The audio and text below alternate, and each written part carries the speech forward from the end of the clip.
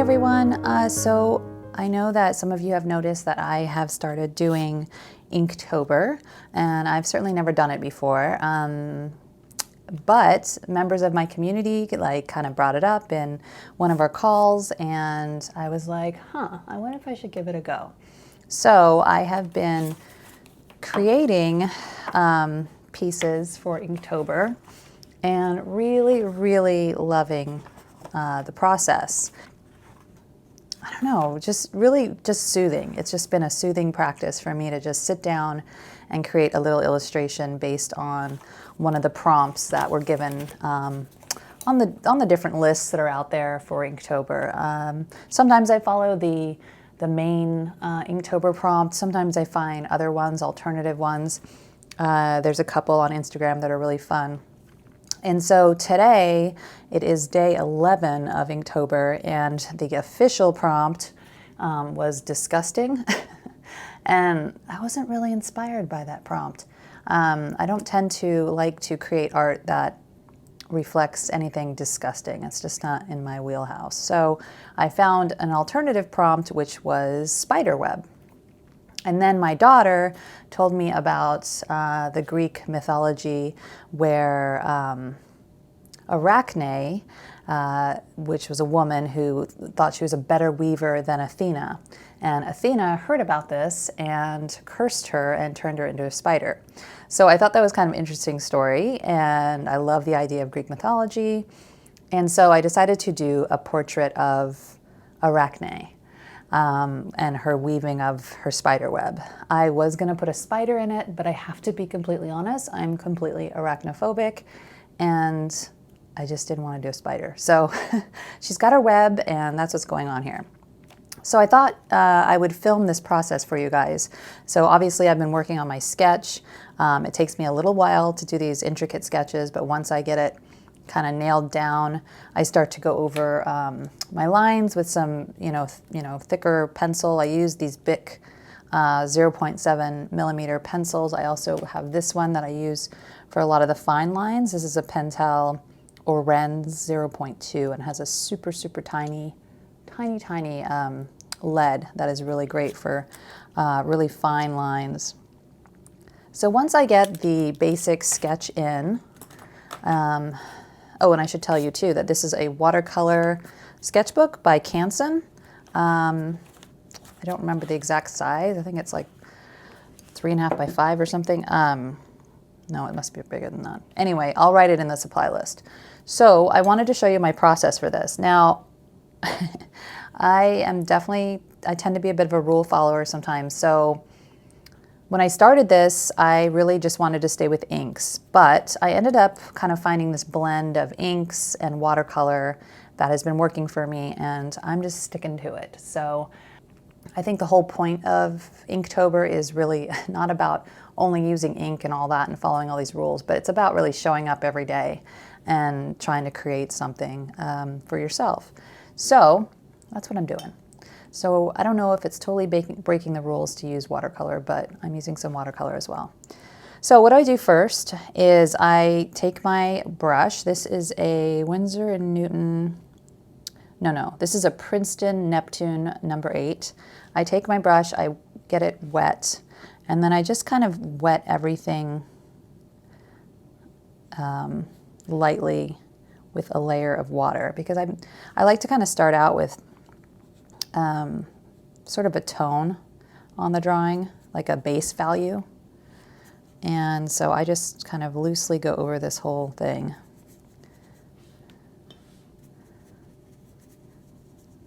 Just so it's not like soaking wet, but that you can see there's kind of a shimmer, there's a shine on the page. And I'm only wetting where I want the paint to go.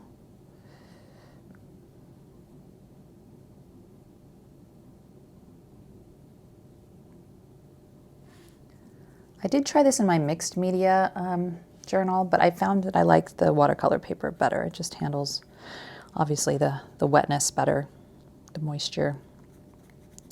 So now that she's kind of all a little bit wet, I take some of, this is just the Winsor & Newton Cotman watercolors in the ivory black, and I just kind of start to put this first layer of value down. It kind of gives me a mid-tone to work from. And I know that in traditional watercolor you would leave areas white, or you might use masking tape or whatever. I am not what you would call a watercolorist, so I'm just kind of doing my own little process, and it's been working okay for me. So if you are a watercolor person and you want to leave your highlights white, that would be another idea. But I like just kind of getting this base value down.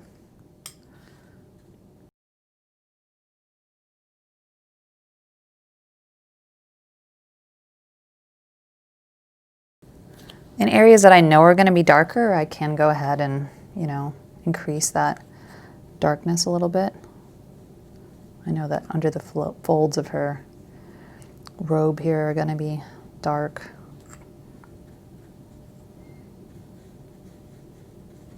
Her hair is going to be dark. But you'll see that I keep building values with ink marks as well as more layers of watercolor.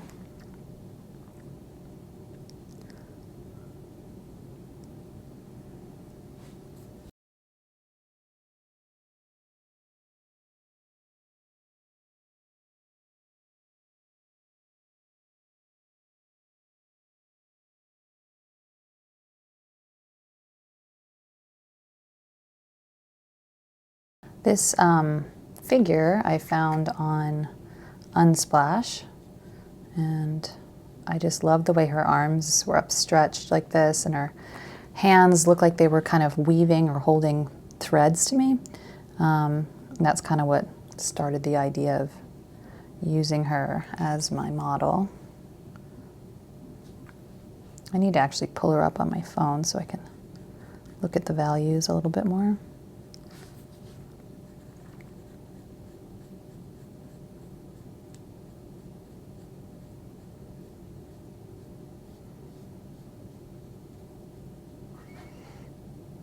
You can tell that with my pencil, I've also shaded some areas that I know are going to be in shadow. And that kind of just maps out my values a little bit for me.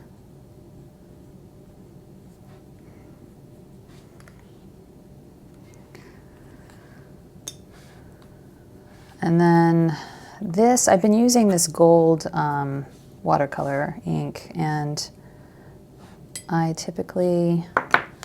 been using circles to kind of anchor my compositions, and that's really helped too, just to simplify the whole process. I think if you're going to do something every day, you've got to find ways to simplify things. And, you know, obviously using the same materials has done that for me, but also just, yeah, simplifying my compositions, using that circle as kind of a center point or kind of an anchoring tool. Plus, I really like the element of a circle. You'll see that in my work quite a bit. I'm a big fan of Art Nouveau, and if you know that movement, they used a lot of circles in their compositions. There's something just kind of sacred about a circle. So yeah, I've been accenting these drawings, these ink drawings, with the gold as kind of just that little added bit of magic. You guys know I love gold, and it just felt like the right thing for me to add in. Now, I know I might be losing some of my lines, but I'm not too worried about it because I can go back, obviously, with the ink pens and tighten everything back up. And that's a super watery layer of that gold. You can really pump it up as you go. You can make it pretty opaque, actually. But on my first pass, I usually just keep things kind of watery, kind of light.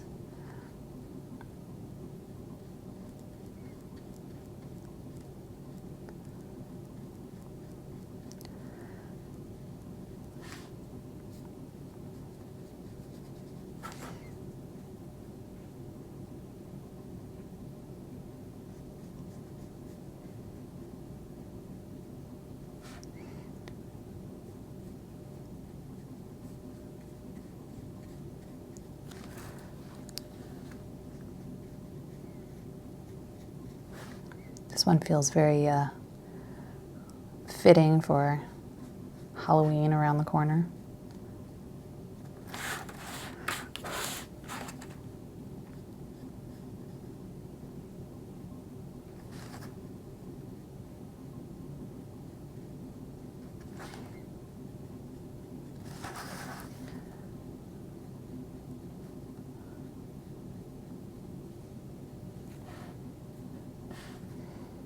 A little sliver of gold right here. And if you guys don't have these already, I highly recommend getting a little template. This is so handy for drawing circles. All right, so I've kind of got that first layer going. I have also been enjoying doing some splashes or some splatters with the gold. So let's do a little bit of that. So I get things pretty watery with the gold. And then sometimes I'll just cover, if I don't want it on her face and stuff, I'll just kind of cover.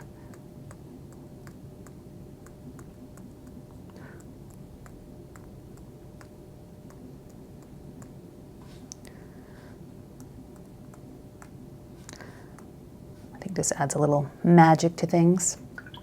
If there's anywhere you don't want it, you can kind of just brush it away.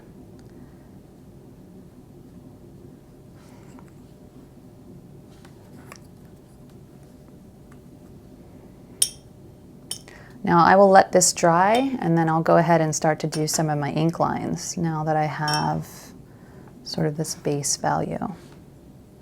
Okay, so that's nice and dry. So what I do now is I start to add ink using these Pigma Micron pens. And I use the really small ones. In fact, I think the 02 is the one I use the most. I think this is the one I use the most. It's also good to have like a little piece of scrap paper next to you so you can test out your thicknesses. I think this is my little one, yeah. If anyone's wondering too what this is like a vintage dental tray, I believe it is. My friend Ginger got it for me and it's really kind of nice for watercolors. All right, so what I'm gonna do now is I have the 02, the Micron pen, and I start to go around her form.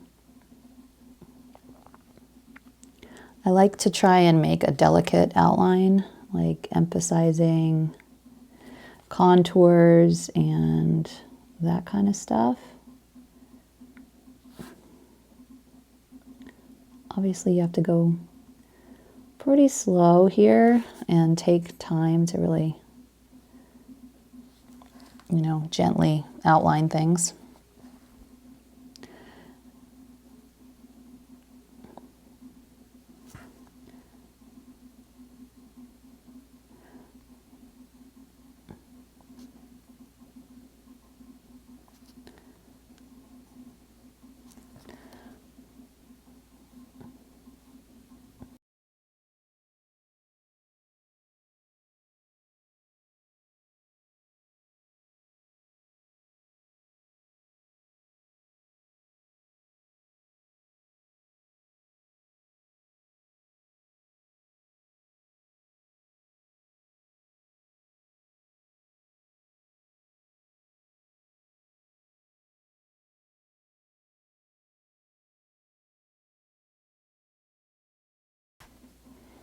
I'm a big fan of hair, like really flowing hair. Again, I think it's tied to my my love of Art Nouveau. If you guys have ever seen like Alphonse Mucha's work, he's got ladies with very long flowing hair, and I don't know, I've always enjoyed that aspect. It feels very feminine to me. It feels very kind of lyrical. I love a graceful line.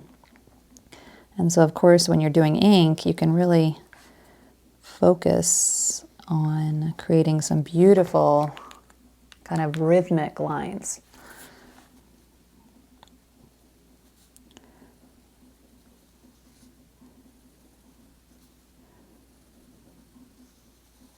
Of course, these lines create pattern and interest. And I've just really enjoyed that aspect of this whole practice.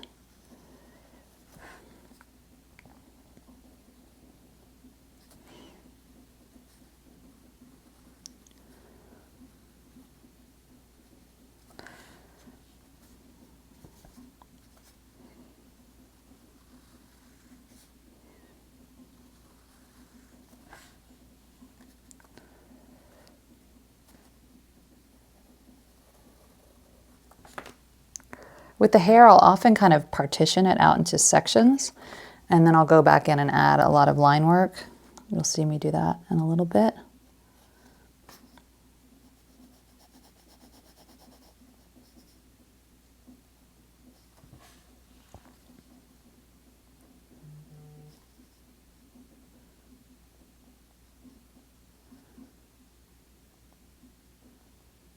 Super light touch with anything on the face.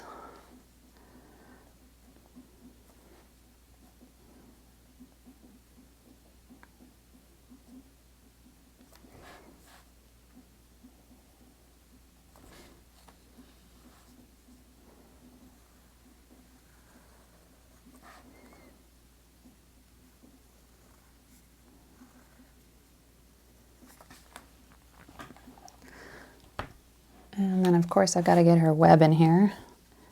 I had to Google a spider web to figure out what they actually look like, and so I could figure out how to draw something that resembles a spider web.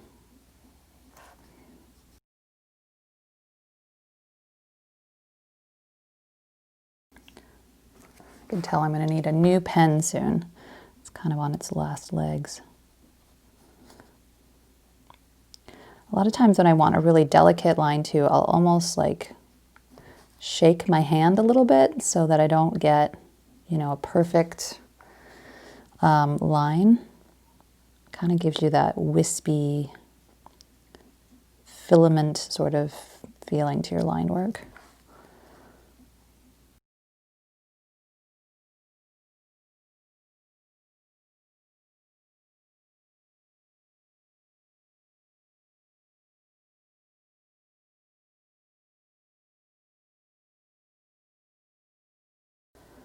And I like the idea of these kind of loopy bits of spiderweb kind of draping down. And this is what I mean about like really getting to have some fun with line work and very sweet details, which I think are really, I don't know, I find them very enjoyable.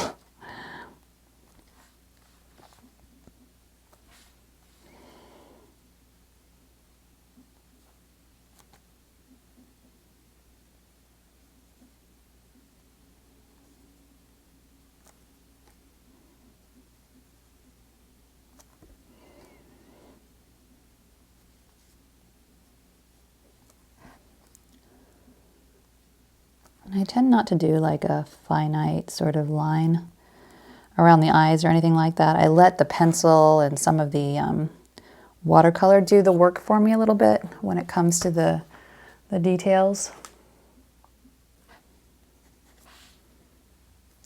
So I'll show you how I do the hair now. This is kind of where I start. So I'll take one of these sections here and then I'll just start to create lines that kind of just flow from one area. And it creates this pattern that I enjoy.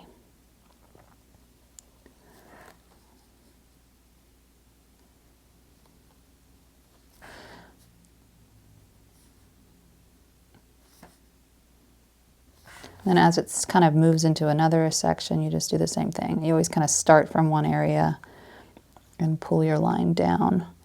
And this is really great practice for control. And you know, don't worry if you don't get it perfect, because as you add more lines, it's actually quite forgiving.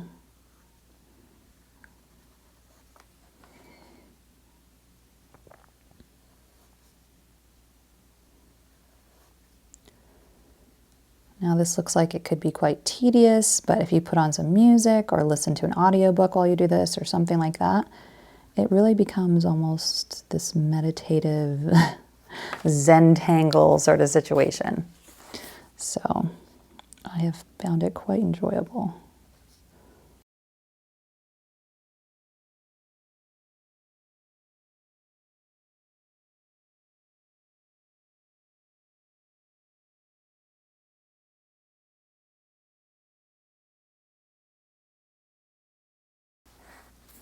So you can see there, it kind of creates some interesting patterning, right? It kind of adds interest. It gives the impression of mass, even though it's really a bunch of lines. And then we're going to emphasize that with adding more layers of the paint as well to build even more.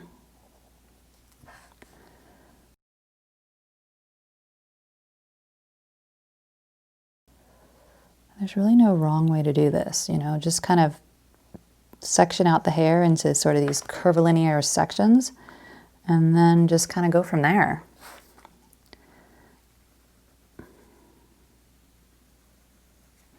But I think it's really effective too, using a really fine tip like this. I think it just gives that real delicate look.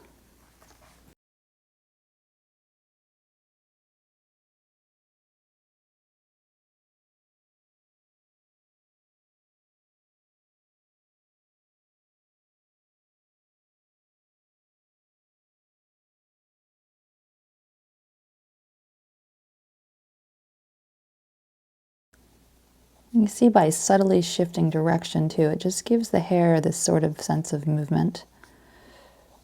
Instead of running, you know, running all the lines down.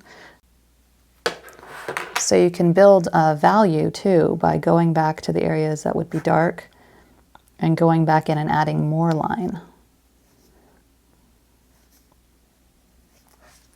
So like under her neck, we know that that would be dark.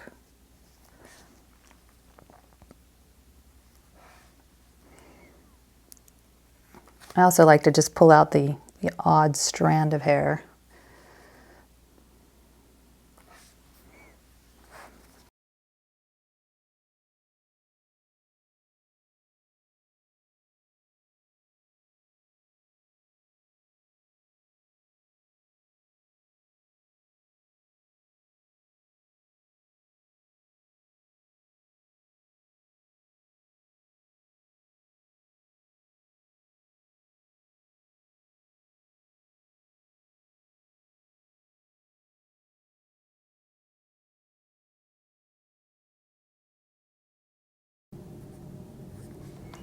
All right, so now that I've got a lot of line work going, I'll go back in with my brush.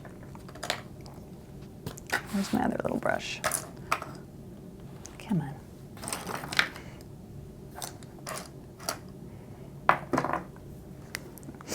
I don't know where my little brush is. Oh, did it go under here? There it is. Okay, so now that I've got a lot of lines going on, I'll go back in with my brush and I'll go back into the black and start to add values in the paint. So again, where I know where it's going to be dark, I can start to add in a little bit, you know, a little more sense of value, of form.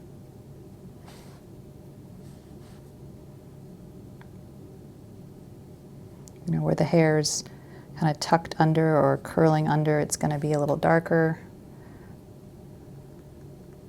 And I always start slow because obviously with watercolor you can't really take, you know, you can't paint over it the way you would with acrylic. I mean, you could, but So I build up my values slowly.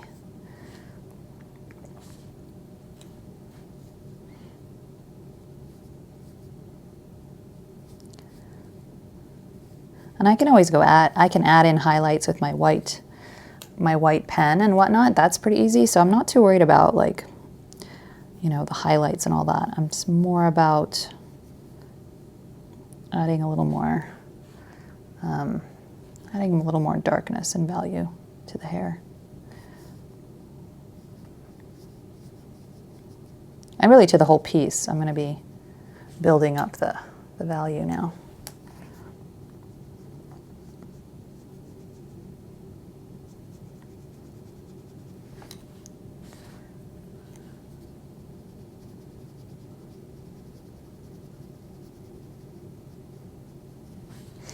This brush is a Princeton Neptune #2.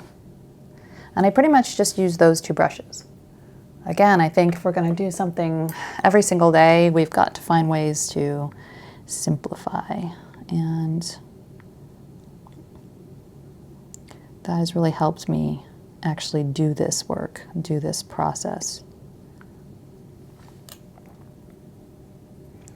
And I tend to overcomplicate things, so if you're one of those people, do yourself a favor and don't do that. And yeah, I've been literally carrying around this little jar, and this is where I keep everything that I use for this process. And so I'll take it down to the kitchen with me. You know, if my husband's cooking and I'm hanging out with him, I'll just work on my drawing while he's cooking. And so I can just take my little kit with me everywhere I go. And that just makes it super easy and super approachable. So there's very minimal setup. There's minimal supplies. And that's what's going to keep you coming back to a process, is if you make it, you know, doable.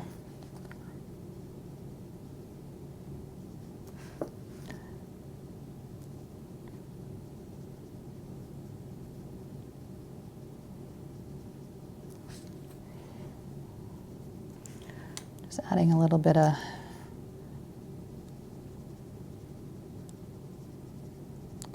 more value to her face.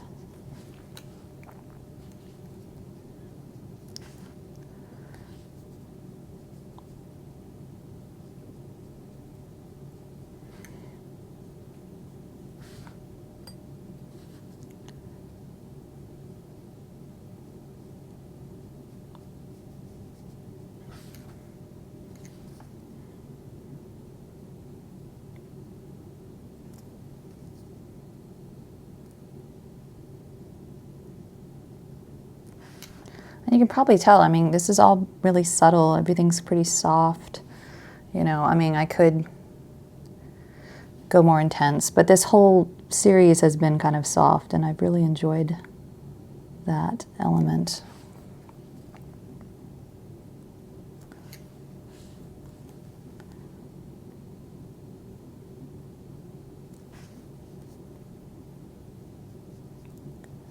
I've also enjoyed just working really small like this. I mean, sometimes it drives me insane, but at the same time, it's been sort of, I don't know, healing and relaxing to not, you know, have a big piece to work on, but rather something small and kind of delicate.